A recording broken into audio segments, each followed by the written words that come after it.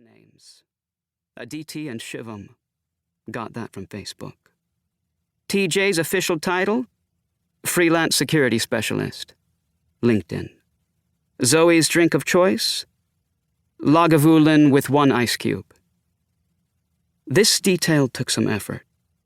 I started by calling St. Vincent, pretending to be a devoted fan who wanted to send a celebratory bottle the head chef's way. Imagine my surprise when I was told Zoe was on indefinite leave from the restaurant she opened. From there, I turned to Instagram and tallied all her photos with alcohol in them.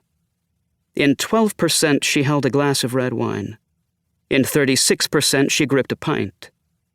And in a solid 52%, a glass of scotch sat by her place setting. In the scotch photos, a bottle of Lagavulin appeared in the background 9 times out of 10. I've stocked 6 bottles to be safe. You're ready, honey. Danny crosses the room and palms my cheek. If you knew any more, they'd think you're a stalker. I look once more in the mirror and finger the soft cuff cloaking my neck. They will comment on my turtleneck. I know they will. But what choice do I have? I haven't bared my neck in years, and I'm not about to start today of all days. Never mind. No one has even arrived yet, and already I'm falling into old routines, getting defensive. I have much more important things to do today than hide in my room. Staff meeting, I say. Shall we? I hold the door for Danny. I was skeptical when she interviewed for the job. She's the fittest senior I've met, but she has to be pushing 80.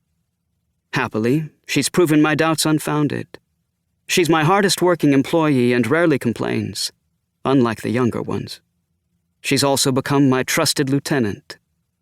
Danny pauses at the threshold and meets my gaze. I won't let them hurt you, she vows. The old widow is overprotective of me, which I grumble about but adore. In this case, she need not fret. There'll be dolls in my dollhouse. I am the child at play. We walk down the 3rd-floor hallway in quiet companionship. I note with pride the vacuum lines on the plush navy carpet. Sometimes I still can't believe I own a hotel. Technically it's an inn, but hotelier sounds grander than innkeeper. The house has 3 floors, excluding the attic. On the 1st floor are the lobby, restaurant, bar, home theater, parlor, and aviary. Probably the sole hotel that has one in the country. A real feather in our cap. The 2nd and 3rd floors host 6 guest rooms each.